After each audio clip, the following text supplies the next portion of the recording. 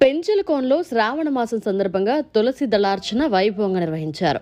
నెల్లూరు జిల్లా రాపూరు మండలంలోని ప్రముఖ పుణ్యక్షేత్రమైన పెంచలకోనలో స్వామి అమ్మవార్లకు తొలుత అభిషేకం, అనంతరం లక్ష తులసి దళార్చన, లక్ష కుంకుమార్చనతో పాటు రాత్రి బంగారు గరుడ సేవ వైభవంగా నిర్వహించారు.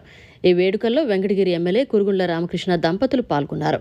సుదూర ప్రాంతాల నుంచి భక్తులు అధిక సంఖ్యలో పాల్గొని తిలకించారు.